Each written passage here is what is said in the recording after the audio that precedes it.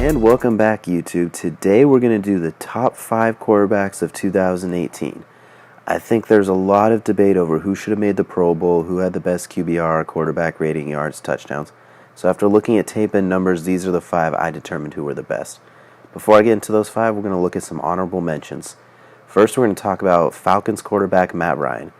And Matt Ryan surprisingly had a really great season. He had fantastic numbers, he was accurate as he always is, he could hit anyone on the field, but injuries and defensive issues kind of killed this team. On offense, they were a juggernaut as usual, even though they could not find Julio in the end zone until like week 11. But Calvin Ridley came out of nowhere. They're 5 deep at running back with Freeman and Coleman being injured. They still were rolling. Matt Ryan had a great year. The Falcons themselves just did not.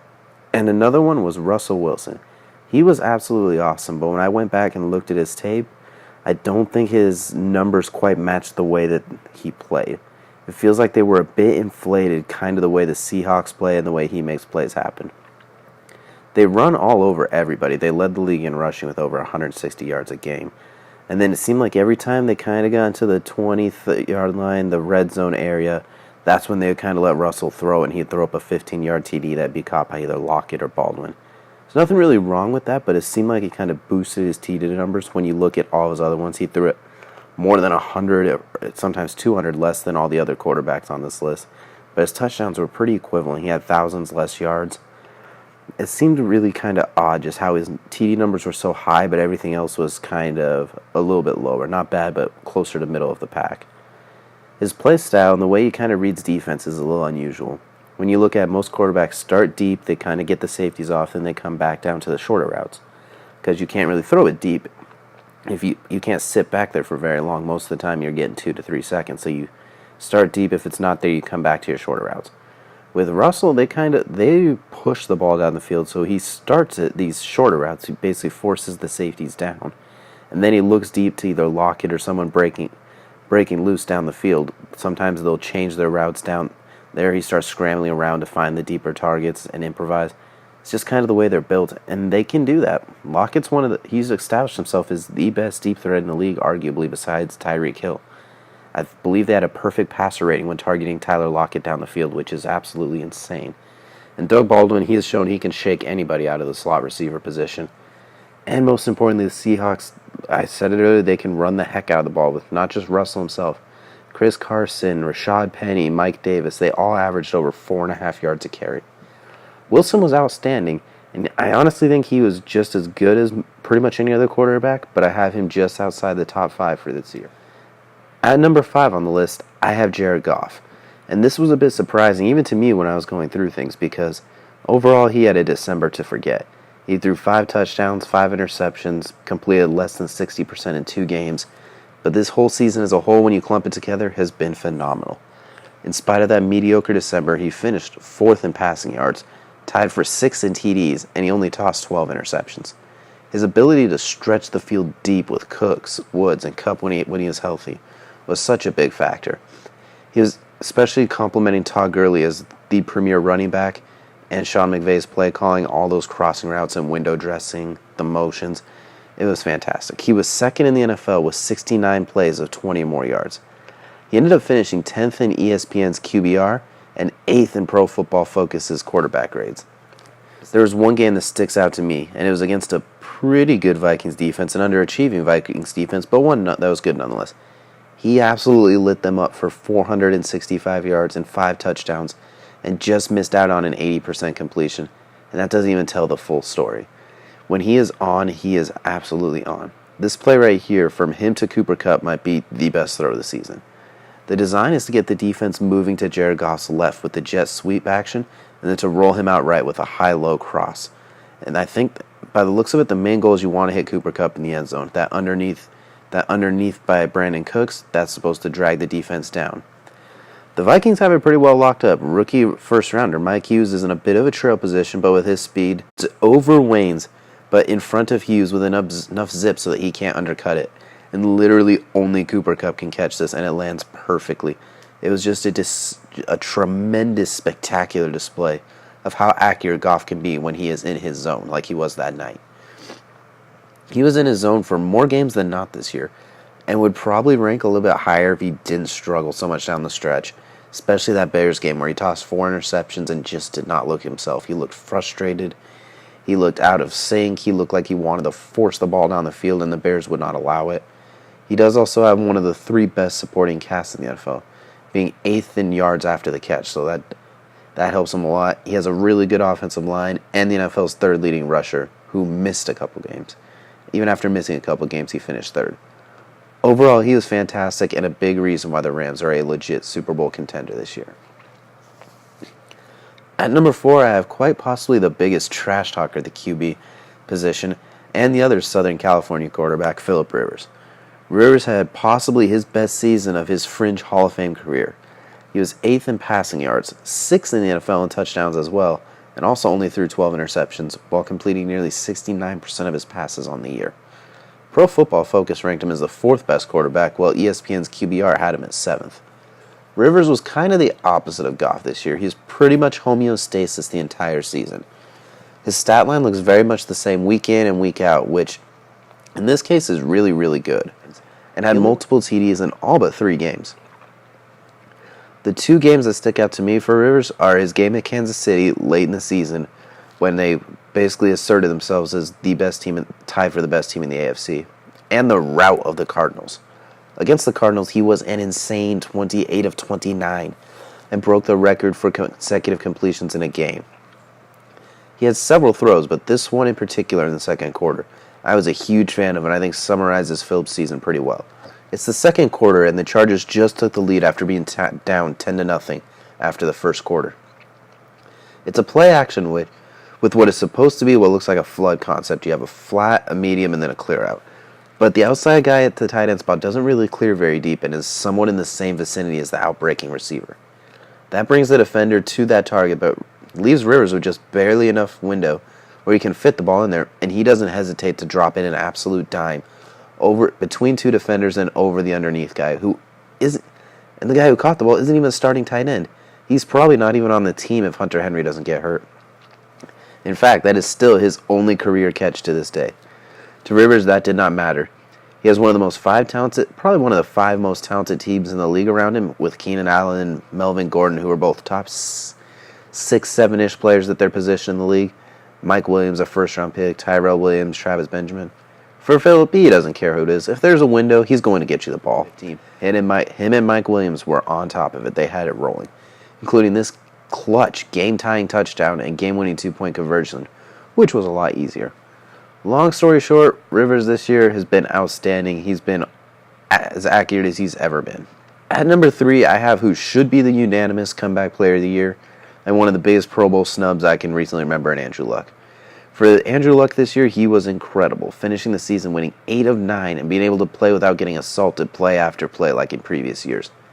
His O-line was leaps and bounds better than previous years, and the play calling was giving him quick reads to get the ball out, as opposed to the old throw nothing under 20 yards offenses of the past.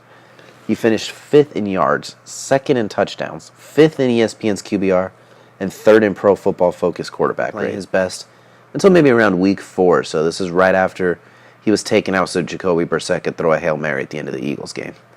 After that, we saw him bounce back with over 465 yards and 4 touchdowns versus the Texans. Of the top 5 quarterbacks and the honorable mentions, I think Luck has the worst overall supporting cast. His receivers are a banged-up T.Y., who, while he has been balling these last few weeks, don't get that mistaken, but he hasn't practiced in what feels like 2 months. Eric Ebron, who has literally matched his entire career stats with just this year alone. What kills Luck in the Colts is they are one of the worst in the league in drops. They led the league in drops till about week 15, and they still finished 3rd with 26.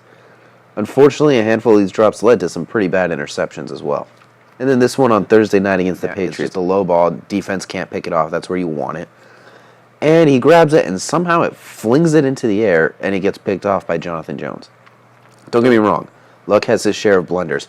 It seems about once a game he's going to throw you one unbelievably bad ball, where it's just up to the defense to catch it, kind of like what they used to say about Brett Favre.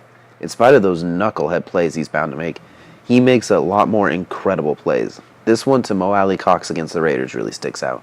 It's a great catch, a nice one-handed snag, but the accuracy and the touch on the ball. It's a tough catch, but it's not an improbable catch. He puts it where only his guy can get it, and if he doesn't catch it, it's going to be incomplete. And then this play against the Dolphins, we will still see that super competitive, do anything to win Andrew Luck that we all kind of loved in his early years. Here he drops back, the game's tied 24-all. The Dolphins pass rush gets to him, but he manages to break free of the grasp, keep his eyes downfield while stumbling, and fires it to Chester Rogers in the opposite direction, 30-ish yards downfield, to help the Colts finish off the fourth quarter comeback.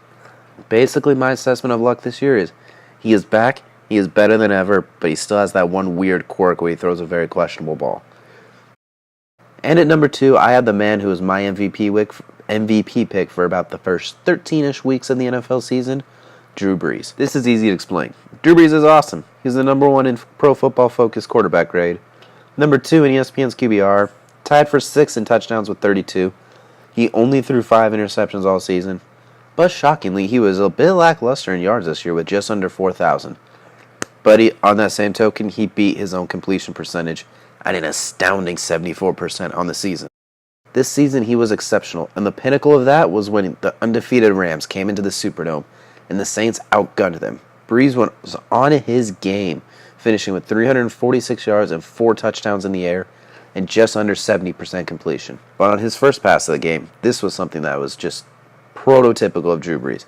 He has Thomas in the slot who's going to cross the field, and in regular Drew Brees fashion, you see his helmet moving, he surveys the entire field instantly, comes back to Thomas, who has a linebacker underneath, and Marcus Peters holding him in his hip pocket, and Breezy still drops it in right away from Peters over the linebacker for a complete in spite of the penalty.